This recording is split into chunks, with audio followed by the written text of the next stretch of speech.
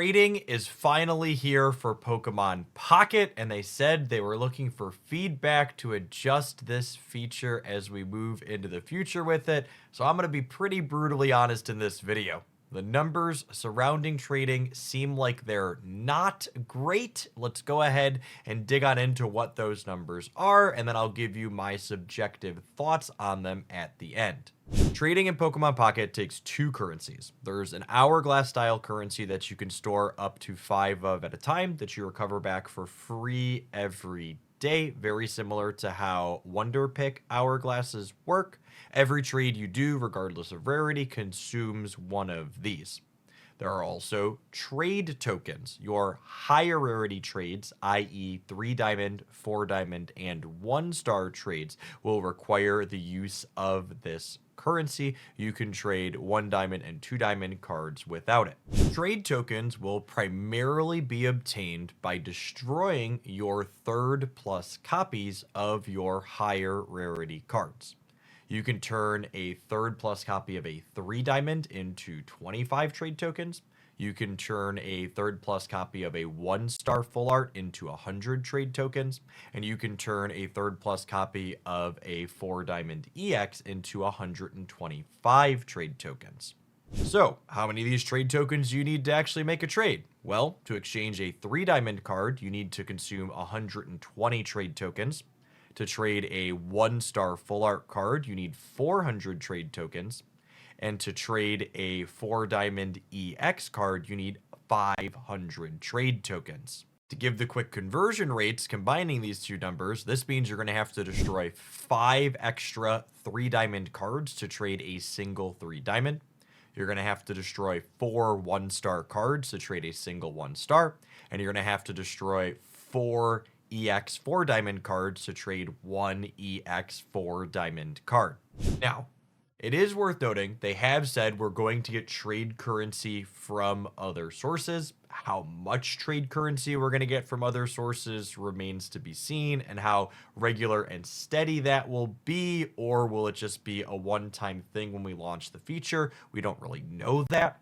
Perhaps they're going to put a bunch of trade currency inside of the new single player missions that they give us every time we get a new card pack, giving you an influx of trading resources, but that detail is going to really matter a lot. To be completely blunt, without the consideration of free extra trade currency, which I really can't think about because we don't know what it is, this trade feature kinda sucks. It's basically a reskinned version of Hearthstone's card dusting system, where you destroy multiple copies of an extra card that you have in order to craft the specific one that you want, but it mirrors that system while also adding the extra wrinkle to it that you have to destroy a bunch of your own cards, and then you also have to track someone down that still has the card that you actually want, hoping they didn't destroy it for trade dust themselves, and you have to then figure out that a card that you have that they might be interested in to get swapped around. And then to top all of that off, as if all of this breaking down cards wasn't enough, there's also a time gate on it on top of everything else, which feels incredibly baffling to me because the trade dust is already so restricted, you're not going to be able to trade very frequently as a player anyways. As implemented, I'm honestly confused who this trade system is supposed to be for. For someone like myself that actually has enough EXs and 3 stars to grind up into trade dust, I can't actually trade for cards I want because the only things that I'm missing are 2-star cards, which are not accessible inside the trade system.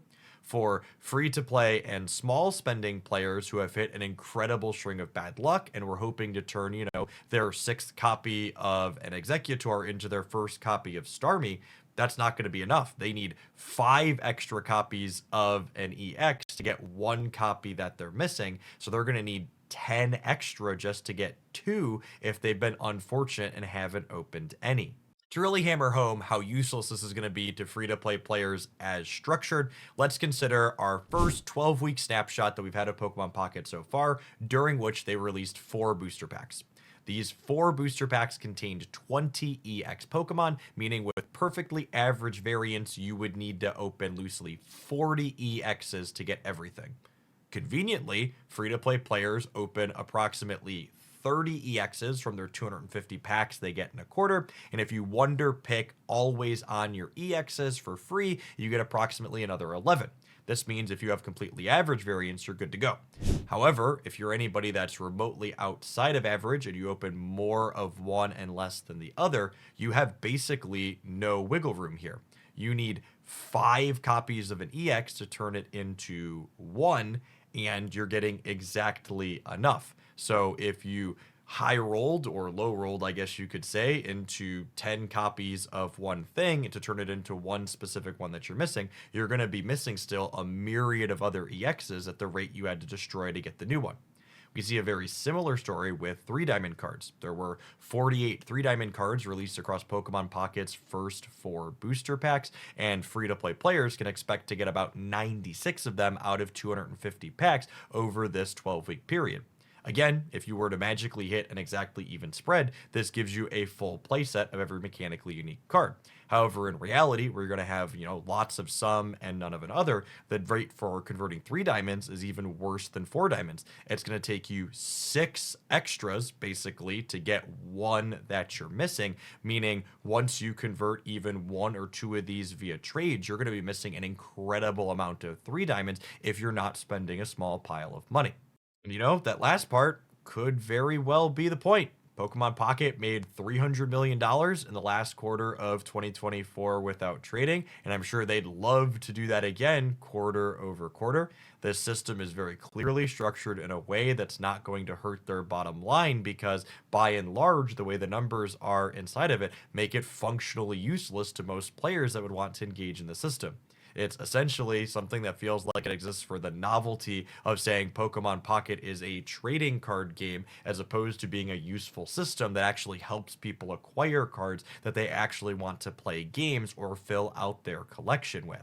Leave a little sprinkle of optimism, maybe, at the end here. Perhaps they're going to surprise us, and they're going to give us copious amounts of trade tokens through promo things and events and single-player things, and all of the calculations of grinding things down that I have here will ultimately not matter because it just won't be a thing that you'll do. However, there's a really big question mark there, and the rates that they show us here to start do not feel promising.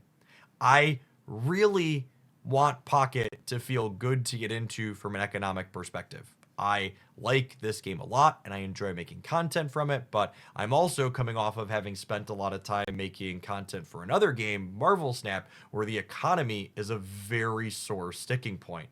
I hope that myself and hopefully all of you at home can give some constructive and specific feedback to Pokemon Pocket around this so this trading system can be useful and functional and help people get cards that they actually want to play with as opposed to just being a sore spot that's not particularly useful.